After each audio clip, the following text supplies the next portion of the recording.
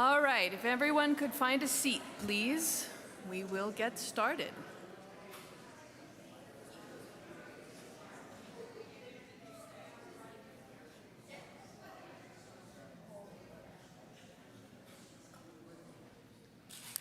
During the church service, I sent around sign-up sheets for the listening sessions, which you may be more inclined to go to after you hear all of this.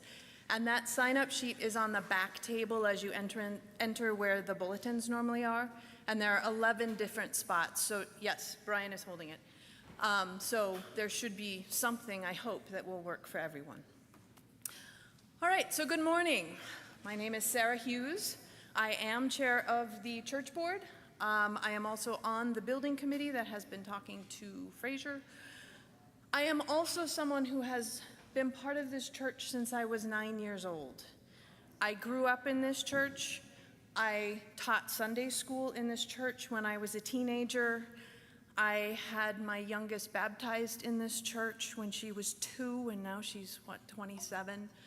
So I've been a part of this church for a really long time, and these are not decisions that I or anyone else take lightly. So I want to open with that. So yeah. Okay, so this is the update on the Fraser process.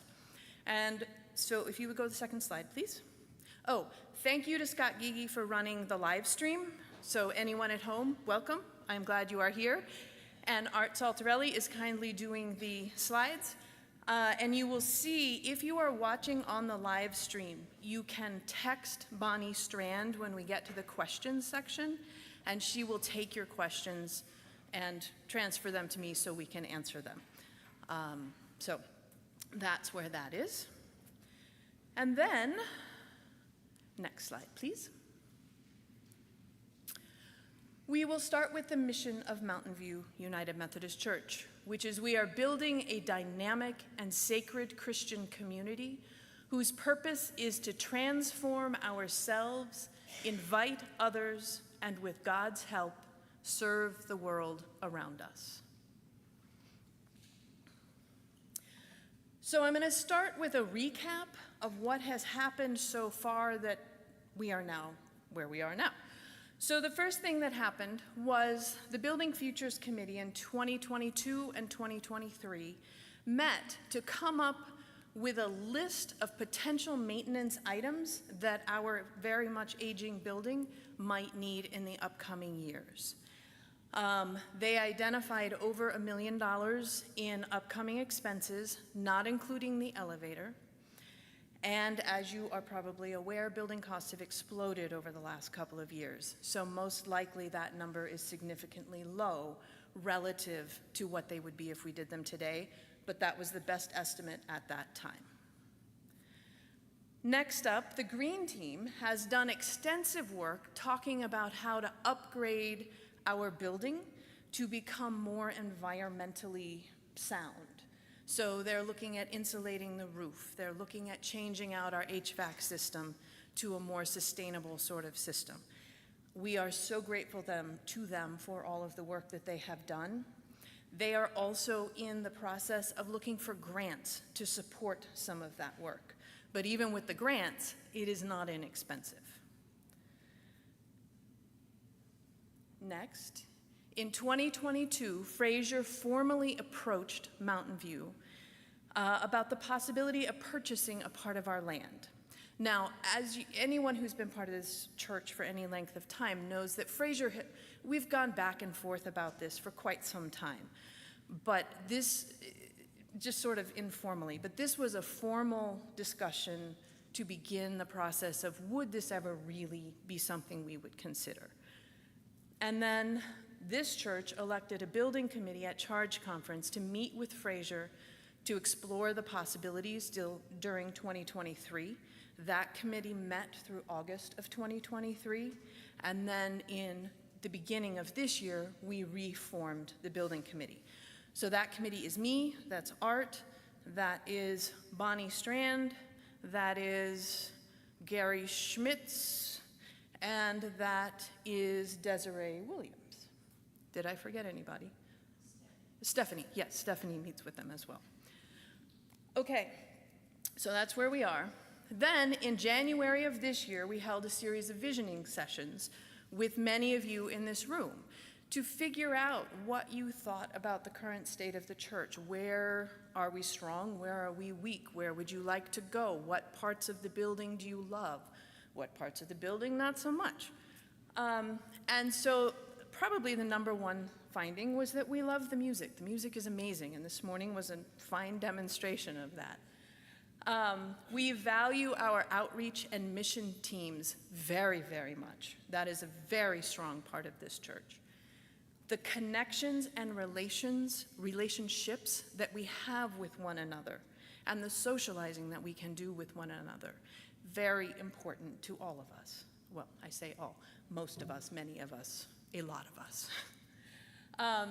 And we want to support children and families plus older people, which I recognize is a fairly wide span, but that was the answer. And then beyond that, so that was sort of the people, that was the things we do, and then we talked about the building. And so we love this sanctuary, and we don't want to change it. So we in the building committee kept that in mind. The majority of folks was willing to shrink our building footprint. There was discussion over how much, but the majority was willing to consider shrinking it. If we didn't sell to Fraser, we would want to do something with low-income housing. And finally, we would like to improve our energy efficiency and the accessibility around the building. So, the other piece that is going on is that our contributions and rental income are not currently raising enough money to fund our ministry and mission.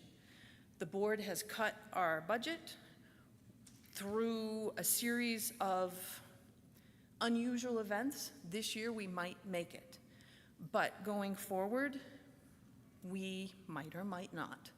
And that has been happening for several years. So that is a reality of our lives. Next, this is changing gears altogether. So one of the things that when we talk about joining forces with Fraser is Ponca Place runs between our two properties. It's a silly little piece of road, I think, but it is viable land that could be built upon, theoretically. And so there was submitted to the city, because it turns out property owners, you don't have to be a property owner to ask to vacate a piece of road, which I find fascinating. But anyway, it has been submitted to ask, can we vacate Ponca Place? And while the city is more or less favorable on it, they will not give a final ruling until they see the final plans and why that would be necessary to happen. So they're not just going to give over land, which makes sense. But the key of it is that if the city authorizes it, Fraser has already agreed to do the maintenance, which any of you may be aware doesn't really happen right now. The city doesn't plow it. The sidewalks are kind of iffy. So they have taken responsibility for doing the maintenance on Ponca in whatever formation it ends up. Initially, the function would be exactly what it is right now. Nothing would change straight away. And yeah, so that's that about Ponca Place. Then, in March, the board signed a memo of understanding with Fraser to say that we were going to work in good faith toward working toward a deal with Fraser. That doesn't mean there will be a deal. The deal is very much nebulous at this point, but that we would in good faith work toward that. At about the same time, I think, same meeting that we authorized it, we also formed an alternative option committee to consider options other than Fraser, which Elizabeth has headed up for us, and we are grateful for that. And the goals were to update and modernize our building and to generate additional revenue to support future ministries. That was the charge. Then, and this is stepping aside from the Alternative Option Committee for a moment, the long-term financial options that I presented in February when we talked about the visioning results were, number one, we could continue as we have been and hope for the best. We could do a major capital campaign, which would be to raise somewhere around $2 million to be ready for the fixes, to update our roof, to do the elevator, to do what needed to be done, plus $2 million to be in the bank to fund future ministries. And the third option that was presented was to sell all or part of our property. And then modernize what's left, go totally green, and again, have money in the bank. So those were the three basic options that we presented, okay? Now back to the Alternative Options Committees, that's AOC. And these options were found to be non-viable. Like we're not gonna do these. So one was to do a new preschool. We've heard that from lots and lots of people that you would like a new preschool. It is not viable because that preschool space has been around for, 60 years? And it's simply not up to current code.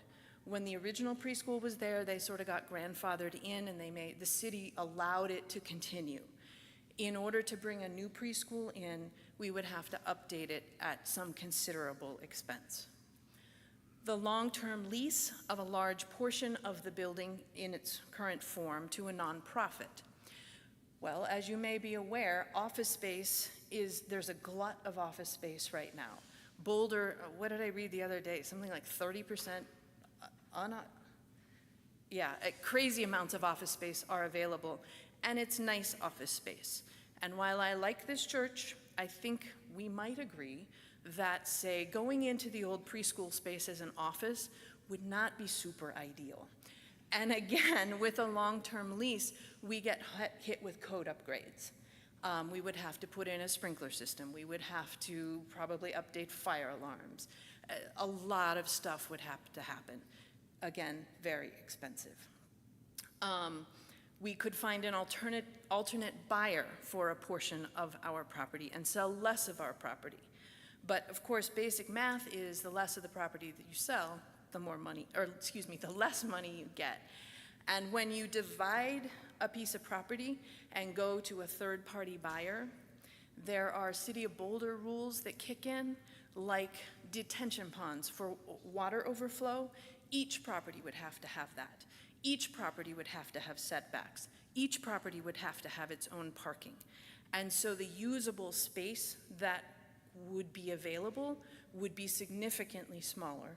Therefore, the only way you can finance it is with a really high-end condo, basically.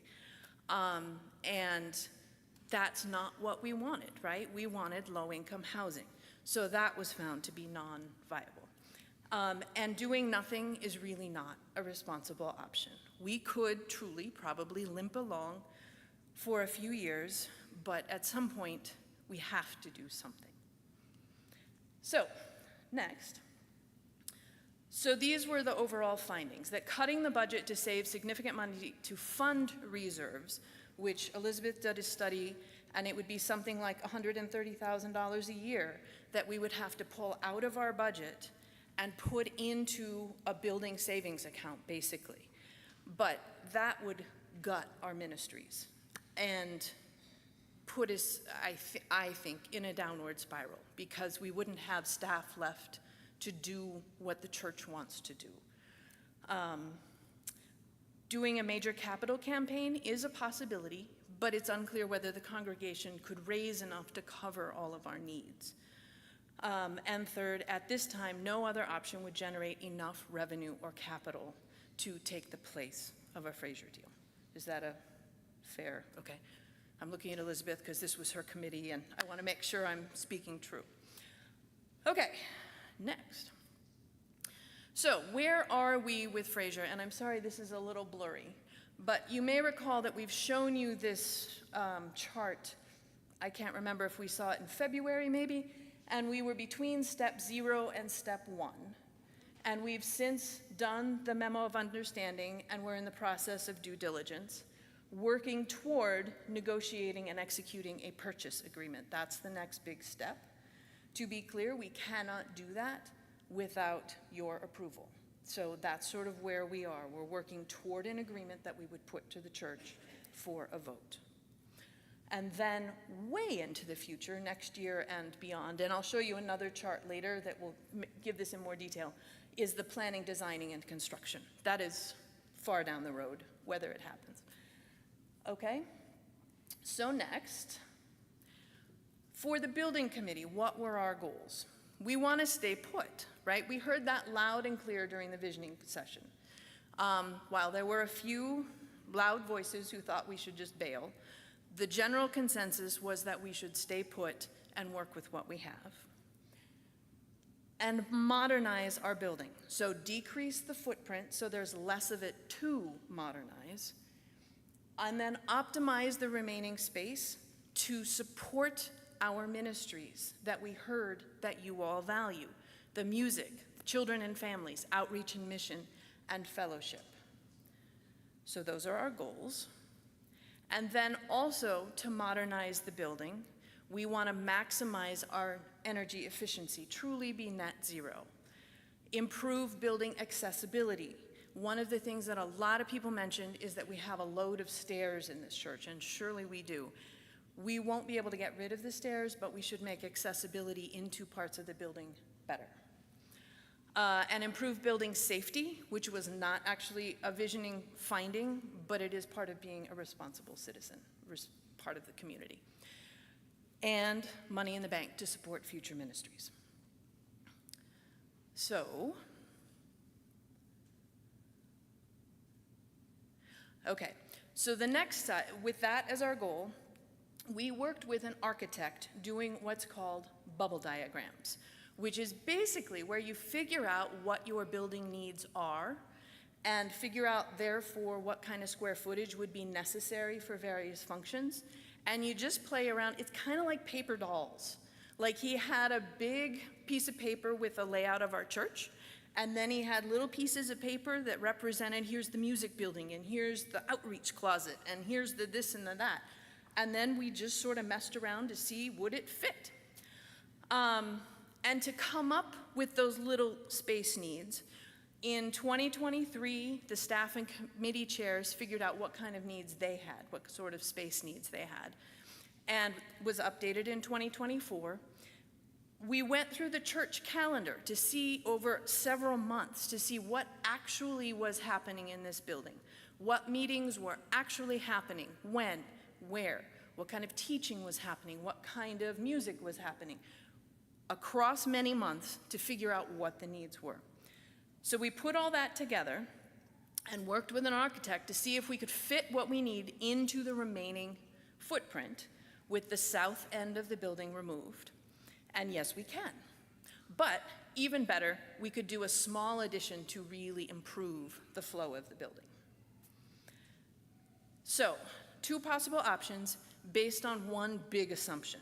So the assumption is that the building would be demolished to the south of where the new building meets the old building.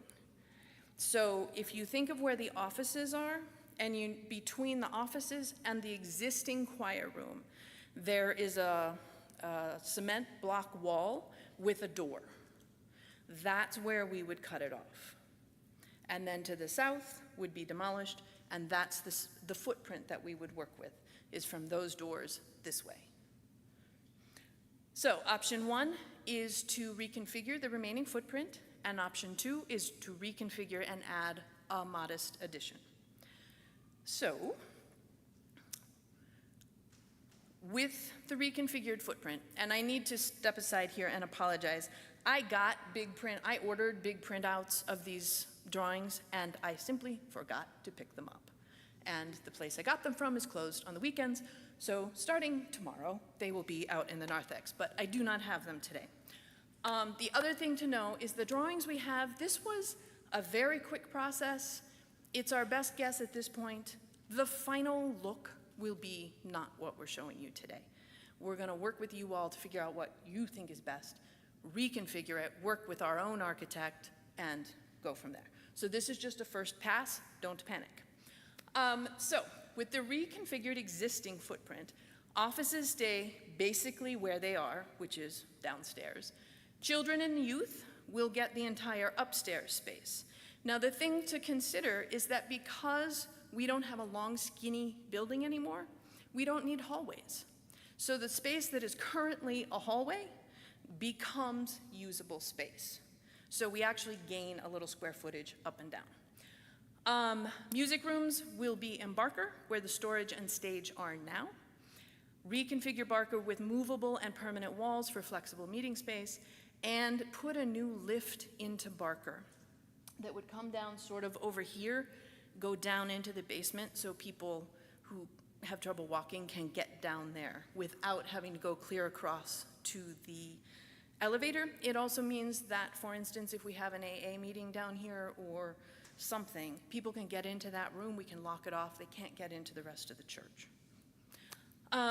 Okay, so these are the drawings. Again, I'm sorry, they're kind of hard to see. So on the left side, the big black and white space is where you are right now. This is the sanctuary. That, you will see, has no colors on it. It is not changing. This space remains as it is. And then upstairs, which is the orange, becomes the children's space. And you will see stairs. There will be a new emergency exit coming out of the top level. So if, God forbid, something happens, the kids can get out. You will also see that there's a slight reconfiguration of the entry with the pergola and things, just to sort of make it a little more gracious, a little more spacious. But we can deal, again, this is a first pass, not a final one. And then on the right-hand side, the big space that's mostly bluish and green, that is the existing Barker Hall. And so you'll see that most of it is given over to meeting space. And the green is the music rooms that would be hard-walled. And then most of it has soft walls, movable walls, but nice ones, not like the one we have down in Fraser right now, so that they're actually soundproof and you can actually have multiple meetings simultaneously. And then the offices are more or less where they are, but because we're getting rid of a hallway and we can shrink the offices because we don't really need giant offices, it allows you to have a meeting room down there. So that's if we reconfigure existing space. The other option then is to put a small addition, which is currently slated to be basically right here in front of the entry. And that's where the offices would go, which means that when visitors come to our church, they no longer have to go hunting for someone to help them.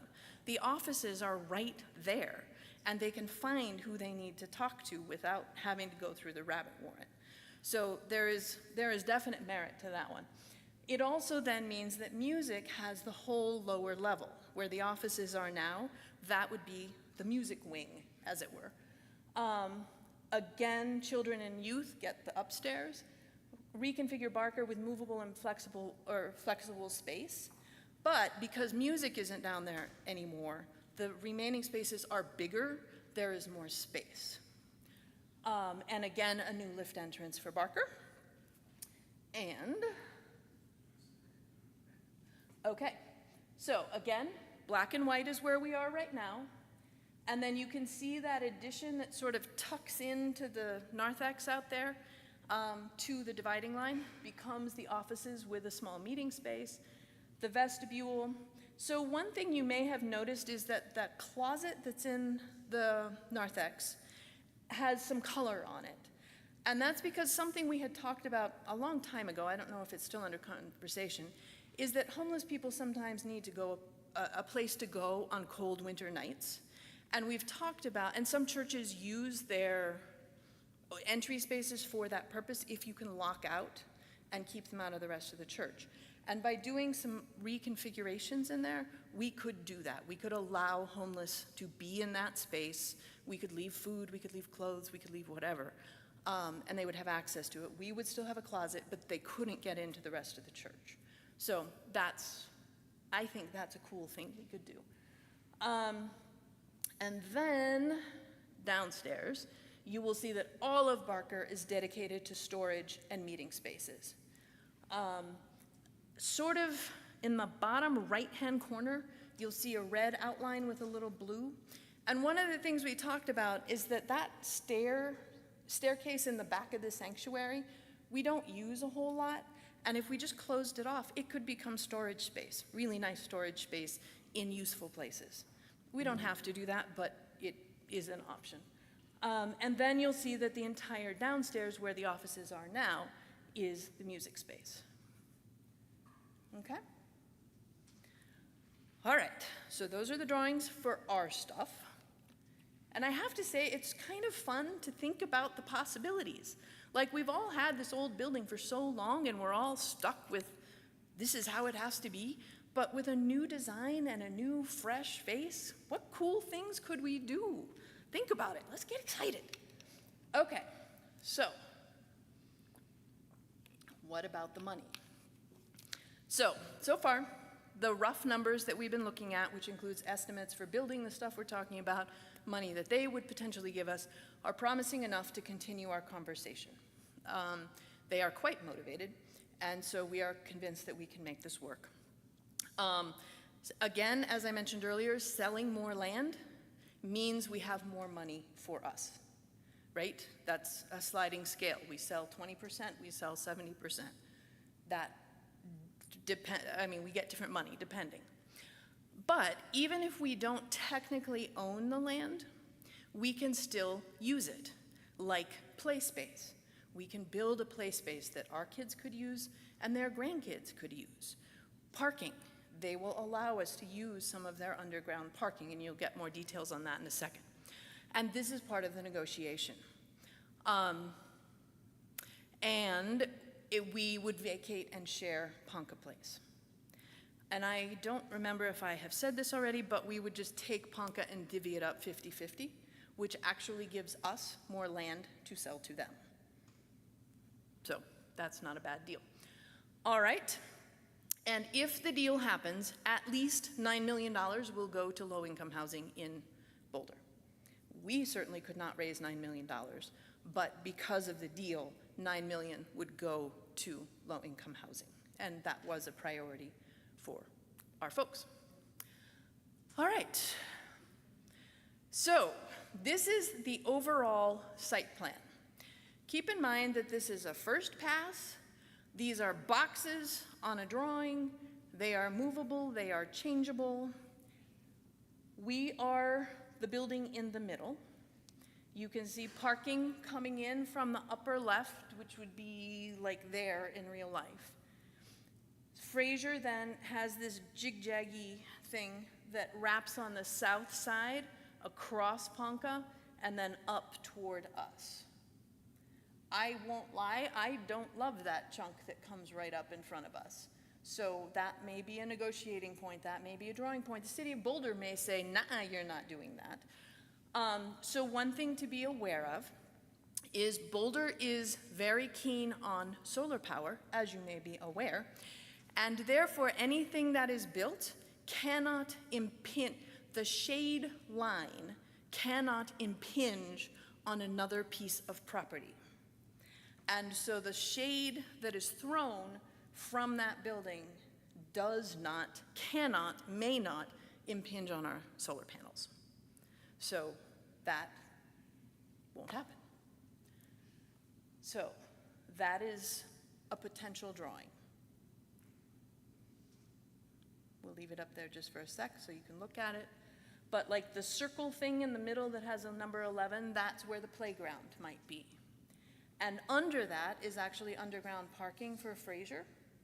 And we would have some of those spots available on Sunday mornings and weekends for concerts.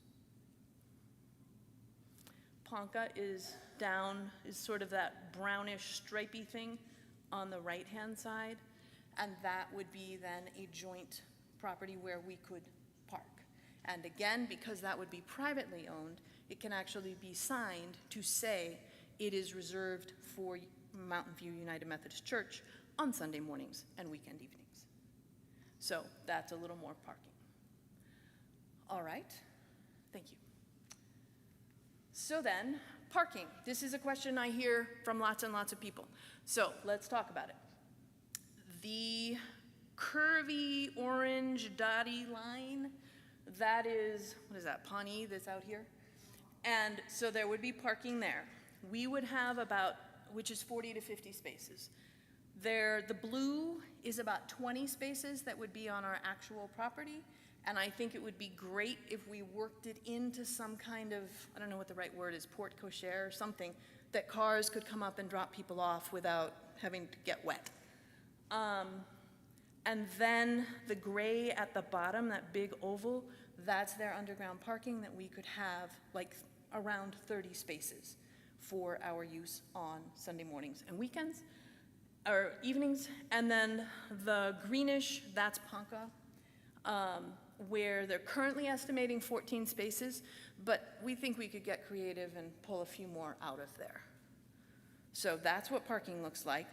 And the requirements for that were based off of several Sunday mornings. Kyle, bless his heart, went out into the parking lot while church was happening and counted cars. And the average number on a Sunday morning was 75.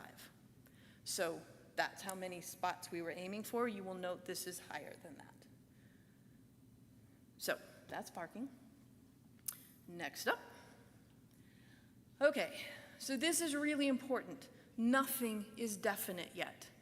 The architect drawings are a first pass, and they are very much subject to change based on your feedback. Right now, we are looking at big picture stuff. We are not looking at nitty-gritty details because we're just not there yet. So if you have thoughts about, well, you have 30 square feet devoted to this, but we need 40 square feet, we're not there yet. So hold off on that kind of stuff.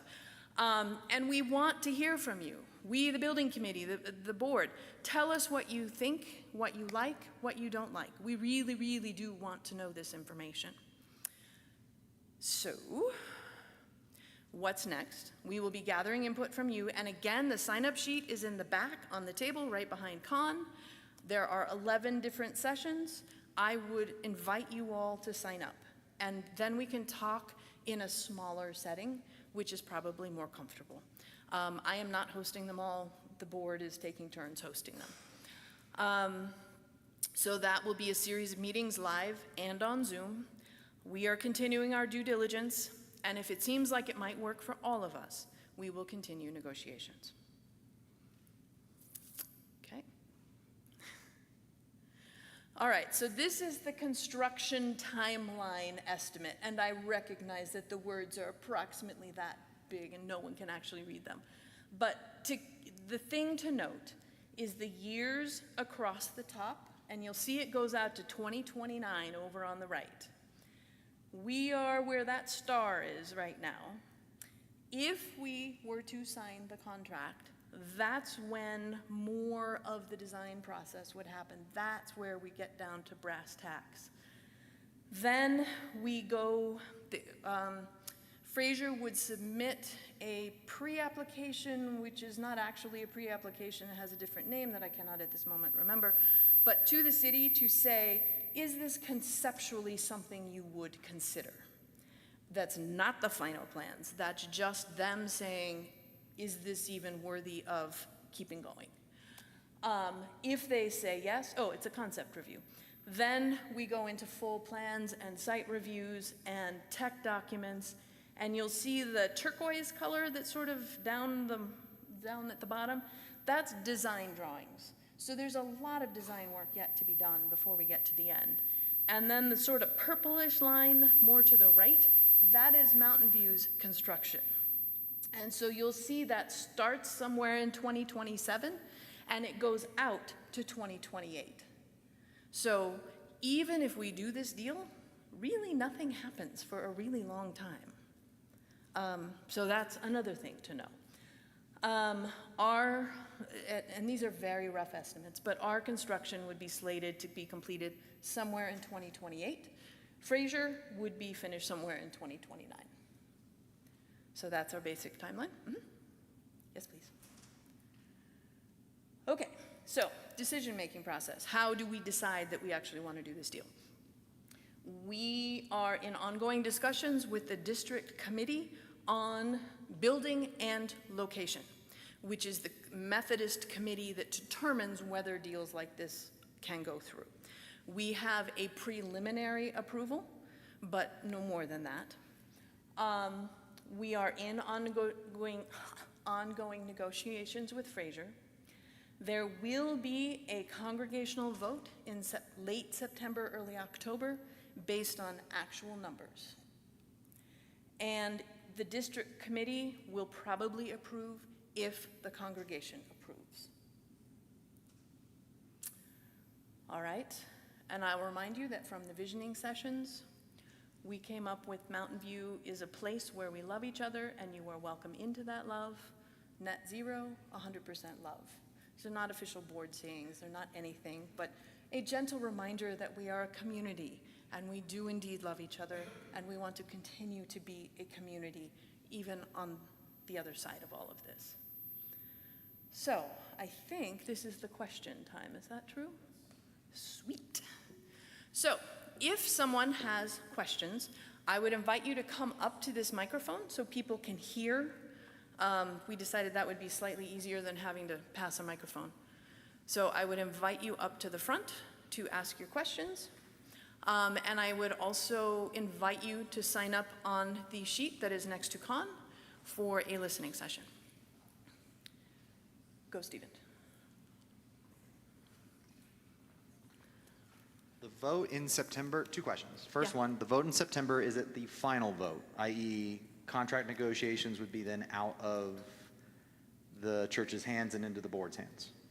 No, the deal would be done at that point. The deal would be done at that point, right. So, second question, when would money flow our direction? In negotiations, and that's a fair question. I have some thoughts on how we can get a pretty significant chunk up front that we would be able to keep. Then, of course, there's earnest money, but realistically, most likely, we wouldn't get the bulk of it for a couple of years until it goes all the way through city planning and approval. But it's under discussion, it's part of the negotiation. We definitely will not have, $100 million on October 1st. Or ever, really, but I'm hoping that number is so ginormous that no one actually took that as real, but yeah, we are not gonna have the bulk of the money for a long time. What is the percentage of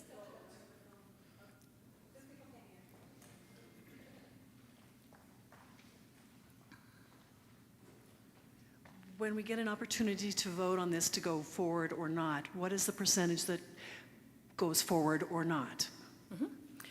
So per the discipline, it's a 51% vote. We would hope very much for the good of the church, for the love of the church, that we have far more than that. But the actual discipline number is 51%.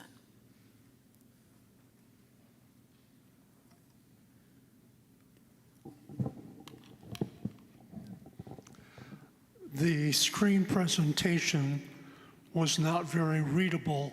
Well, it's a beautiful presentation, but it cannot be read even from We'll one of send the it out front tomorrow. rows. Is a copy going to be available? We're going to send it out tomorrow via email.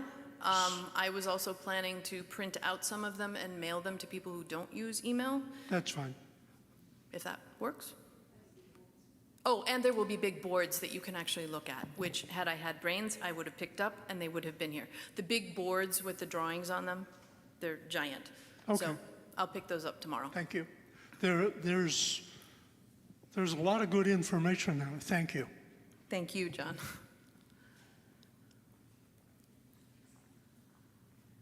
I didn't hear anything about the kitchen or fellowship hall or how we will do community dinners. Yep. So the kitchen in this plan is not going to be touched. It will be as it is. So dinners can continue to be done. Technically, per the city, it will be a warming station because all sorts of rules. Barker Hall will still have basically as much space as it does right now, but there will be storage space where the tables and chairs that are currently not so attractive on the north wall will be put away. And so that would give us more floor space to be able to do things. Okay. Does that answer? It does? Okay. And the church address, will it remain Ponca Place? Don't know. That's a good question that we have not solved yet. What would your request be? It stayed Okay, fair enough. at CFO. Oh, the labyrinth. Will the labyrinth be touched? I don't know. Possibly. I don't honestly know. Does that become, I don't know. Did, The labyrinth would be where on the design is, there's a circle, and that's for outdoor worship space, so I think the labyrinth could be incorporated into somehow Yeah, that, because there was it's- a big circle that we could, because we've started to enjoy outdoor worship, so we wanted to make sure we had a space for that. yeah, thank you. I was going to add that since I'm the chair, that the part of the building committee that keeps the thing not falling down on our heads, we could get a team together and move it. That's not a problem. If you look at the drawings, there's plenty of space to maybe move it closer to the parking lot. We'd want to preserve that because that was built as an Eagle project by one of our members. So we'd want to preserve it, but it might need to move to make available space across that entire lawn. Great, thank you. Thank you for the presentation. What is the, I hate to be negative, the worst case scenario if all this just doesn't happen? I heard you mention that we could go along for a few while. years, but I'm assuming, I don't want to assume, I'm just curious what the worst case timeline and scenario. I don't know. That's not really where my brain goes, so I don't have a good answer for you.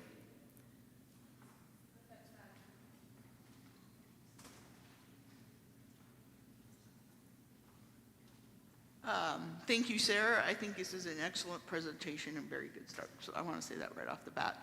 I'm concerned about parking, and I know you've planned for the average Sunday, but what about like Christmas Eve or large concerts? What are you going to do about parking for those events? So Christmas Eve is typically not a single service, it's typically multiple services. So we would plan that so that people would come in for the first service, they depart. Then people come for the second service, so we can reuse the parking. Plus, there's stuff on, what is that word? Sioux, up on Sioux. There's the parking in the school across the street. So you've made arrangements that we can park in the school, like for a big concert or whatever? We would make arrangements for that, yeah. Okay. Yep, fair question.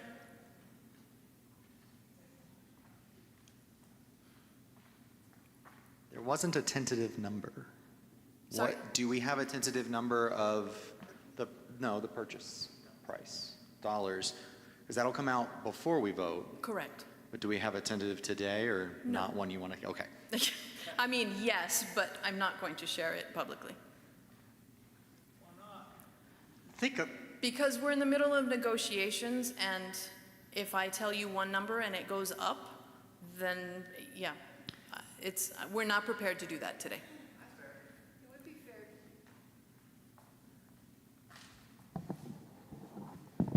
It would be fair to say that the numbers that we're negotiating right now even, and some of the other people on the committee could help, would allow for either one of the building options we're seeing and money in the bank for future ministry. We just would like to see it be a little more. Is that? Yes. I think that's fair to say. Yeah, we're trying to bump it, and we're not there, and I don't want to anchor it by telling you something that's lower than what we end up with. I get that you want to know. I absolutely understand that.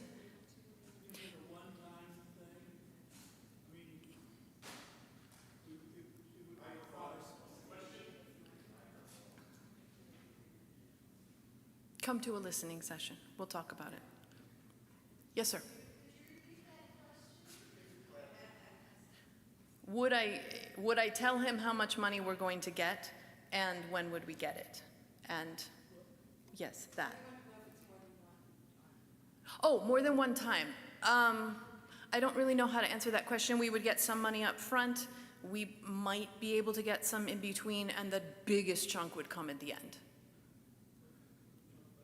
Yeah. Yeah. Doug. I believe I heard 2 references to releasing Ponca Place or something like that. Didn't understand. Can you clarify? Yes, it's called vacating, and it means that the city doesn't own it anymore. It is then privately owned. And initially, it would be owned 50-50 Fraser and us.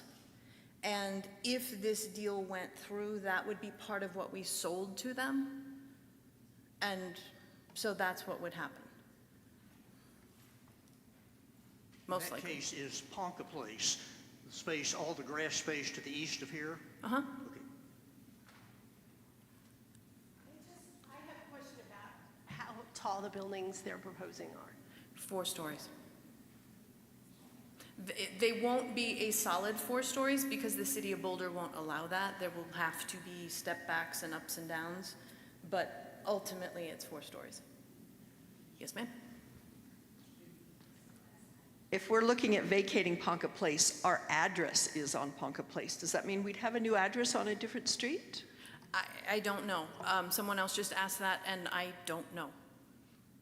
It is possible. Other questions? Perhaps you should just sit in the front row. Well, you know, the exercise is good. I need my steps. Okay. Des brought it up. The 4 stories, that's including basement, so 5, or that's not including basement? I don't Or know. do you think it's just 4 above ground? I think You it's don't know. 4 above ground. Okay. Hold on, I have to remember my other question.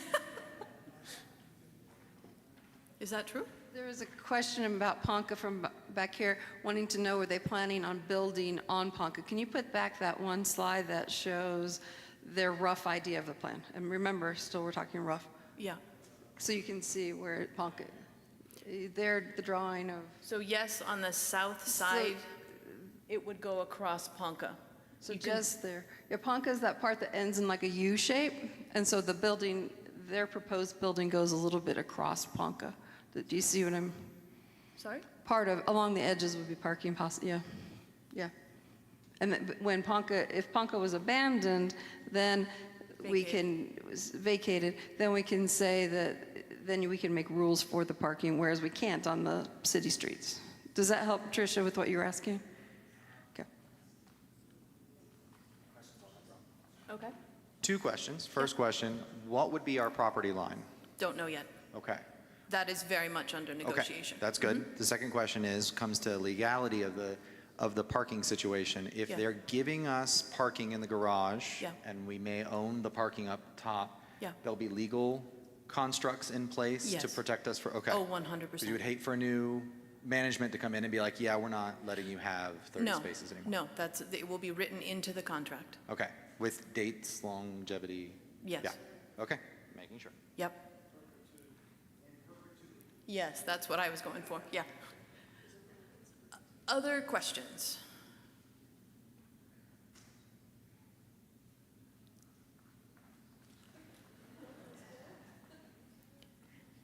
So I'm just curious, thank you so much for the presentation. It was super clear and helpful.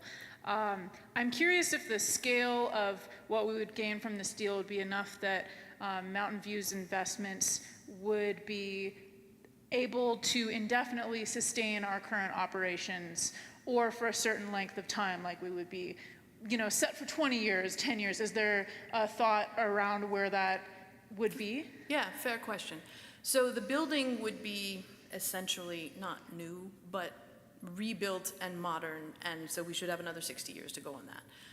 The money that's in the bank, we would use it as the interest that it throws off to fund ministry and expand ministry, which is one of the things I think is really cool. We could do more than we do now. That was going to be my follow-up question, is would there be room to expand and maybe vote on new things that the church could start, new ideas or I'm initiatives? certainly not going to vote on it, but the ministry folk of the church would decide what they want to do, and yes, there would be more money available to do it. That is the hope.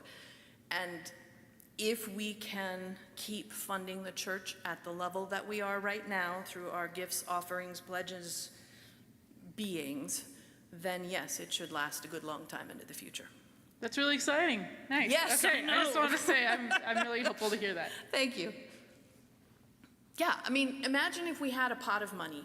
I'm not supposed to be advocating, but this is cool stuff. It's exciting stuff. What if we had a pot of money that could go to outreach? like a big pot of money. You all have scraped by for so many years. What if you had actual money you could do actual programs? It would be incredible. But anyway, I digress. Sorry. I'm supposed to be neutral and professional and not express opinions, and I'm really bad at that.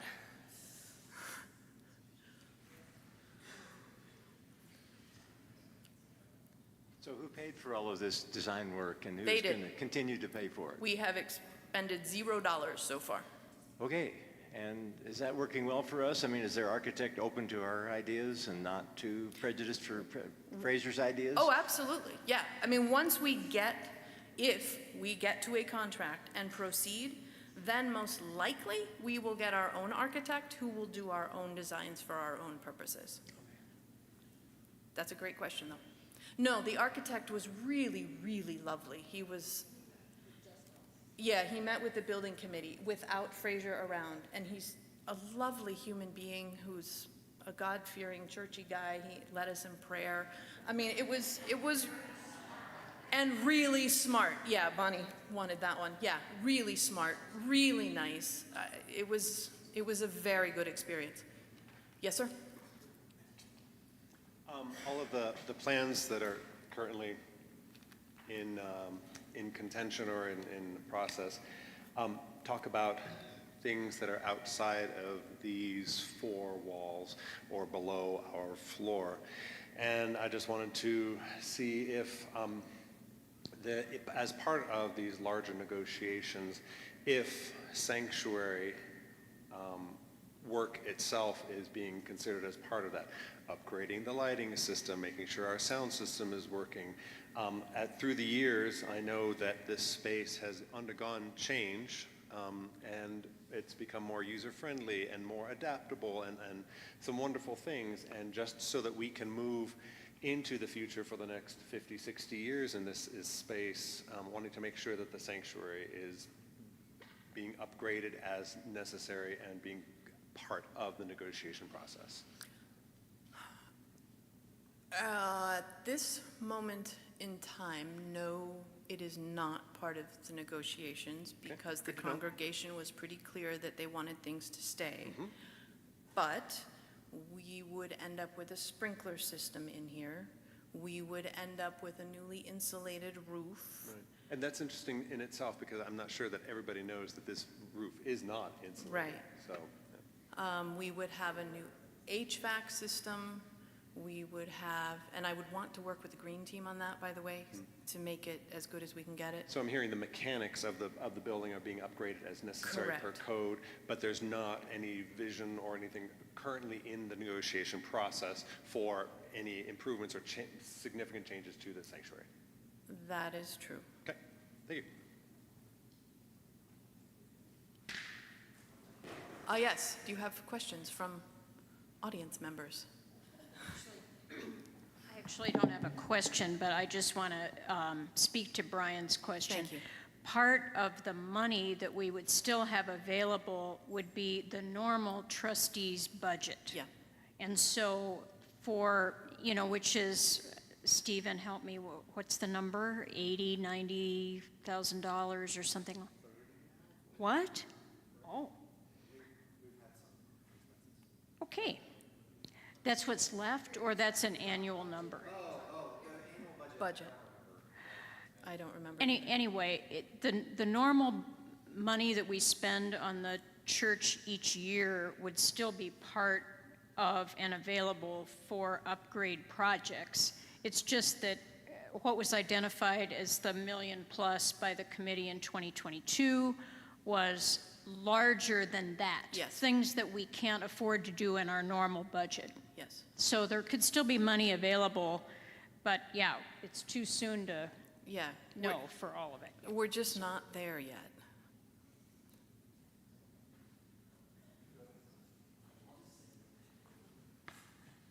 As I'm sitting here and thinking of this, I'm thinking of Christy Kennison, who was Methodist Helping Methodists, and what she was talking about was what they did in Arvada. And when they raised a bunch of money, what they did was they earmarked that money to go for capital only, and that the missions, the congregation raise the money for mission.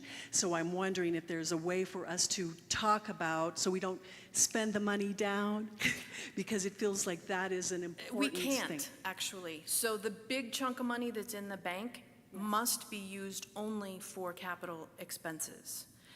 It's the money that it throws off. If we're So interest, we could structure it so that the interest could help yes, support. exactly. Protect the- Yes, that's exactly what the plan is. No, that's a great question, and I appreciate your clarifying it. That's exactly what the intent is.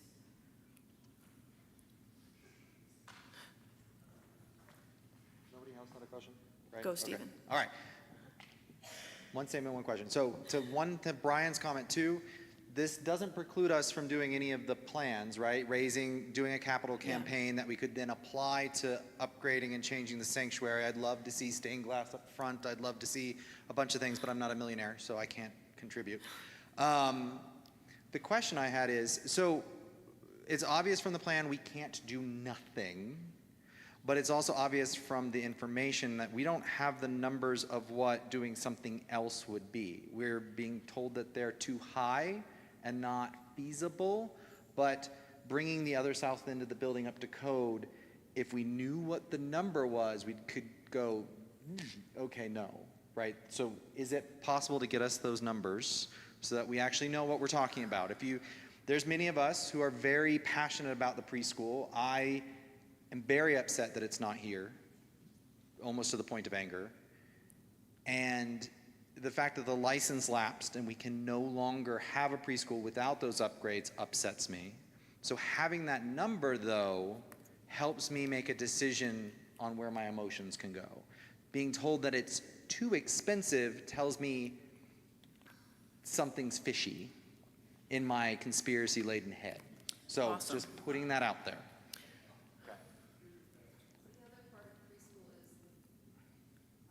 Asbestos. No?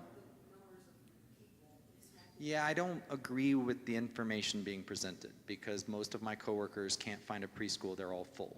And we're struggling to find one. So we used to have 100 kids here. That's more for a listening session. But, the preschool could have been viable, but it's also, let me just put this out there for the committee's sake, it was not going to keep us going for forever. Right? It contributed $30,000 a year. It could have gone up a little bit more potentially. It's basically, but they were just paying us for the power and water that they used. So it wasn't going to save the church building in perpetuity. But I would love to know, just so I can confidently say it's $5 million to put the building back into code, right? Mm-hmm. Oh my gosh, that's not going to happen. But a real number would be helpful before the vote in September. Okay, fair enough. Fair enough. The thing I would also just point out is, yes, the preschool is that one bit of space, but if we kept that, that means we also keep the view room, and we also keep Fraser, and we keep the hallway that is like a submarine, so it's not just a one and done. But yes, we can definitely find a number for you. I think just because of my old city planning self, I think if you want to visualize what this would look like, you would take that 4-story building that you see that goes down Sioux, and you're going to put it right here, right? And so that's just something to understand, that that's how it looks, because we're sort of on a hill here, and then as you go down the hill, right, you can stand on the street, just walk, down the street, right, and you see those 4 stories, that's going to be right here at grade level. So I think it's, that's imagine that, because a lot of times people not everybody can look at a plan and see it in 3D, right? So that's just an idea. Yes.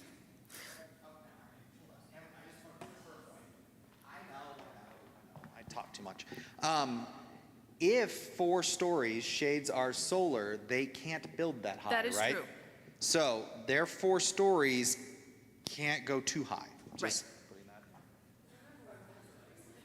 Right, and as Stephanie, we are in the city of Boulder. They have a lot of rules, What is on that drawing today, I can 100% guarantee you that is not what is getting built, because we are in the city of Boulder, and that's just how it works. So it is a guesstimate. Any other questions, comments, thoughts? I was wondering about the rules for vacating Ponca Place. Seems like when there has to be a meeting with the residents, especially on Sioux Drive, about closing a road. And I wonder if that would have to come first before the architect's plan could be submitted, or allow the money for the land that might not be available if the Ponca Place was not closed. I wonder about that. I don't quite understand the question, but if it's about Fraser doing something, you would need to talk to them. No, I misunderstood the question. Yeah. What about it? It will go through city review, and it will come up for public discussion, I think. Yeah, but the people that live along Sioux, is your question, what about them? And do they get to vote somehow? Or I think that they could make comments at the public hearing, but there's no Right. actual voting that they get to do. Correct. My understanding is it's kind of a strange rule. It's a very strange rule. It seemed like, because neither Fraser nor Mountain View signed the application. She just could put it in, the person that's been working with both of us. And It's weird. she could just sign that and put it out there, but there will be a public hearing. Yeah. And I would guess that that's when the people of Sioux could speak to what they feel about it. But it sounded like once the city understood that they wanted to develop, that Fraser wanted to develop over that they were much more likely to say, That well, was sure, my- that's a good reason. They won't do it just for no reason at all, but. That was my understanding as well. Anything else? Something that just niggles me to death about this whole thing is, have you ever considered leasing that property to them? It's not possible. Why is it not possible? They Why is it won't- not possible to lease it? They won't build on it if it's just a lease. And then it has no I say value they to them. will. You look at the 29th Street Mall down here, Uh-huh. all that property is leased. None of those companies that have property down there, have businesses Right. on that property, including Home Depot. What So would be the it's a- advantage That's a of long term, you always have an income constantly coming in off that property forever. Mhm. And they just renew the lease after a while. I'm just wondering, if that was considered, so. It was considered, it was abandoned. I was not actually part of those conversations, so I cannot give you details. I am sorry.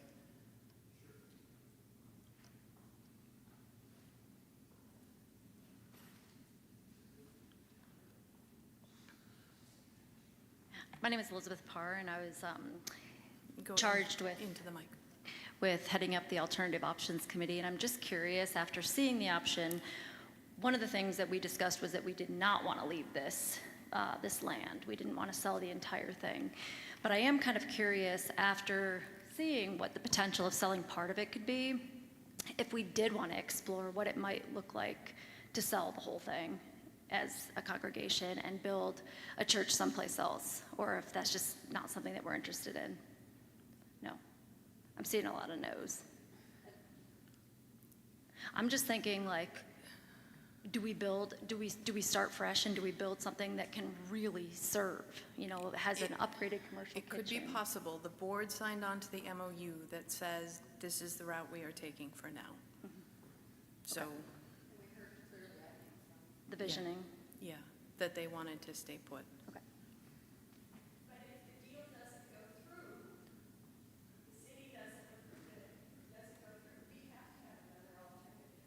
We do, and at that point, we could maybe look at it. But for right now, this is the path we are going down as a board, that we speak with one voice.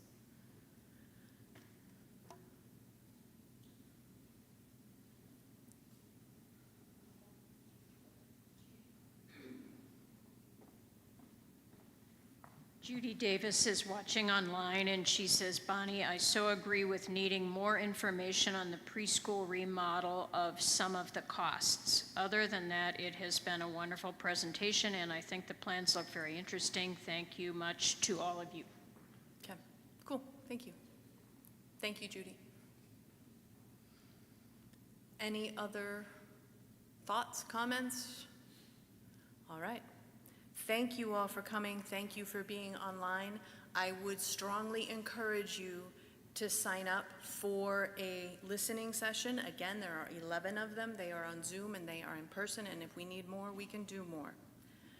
And I would like to close with a prayer. Stephanie? Let's pray. Gracious and loving God, pour out your Spirit on this church as we continue to look at our future that lies in serving you.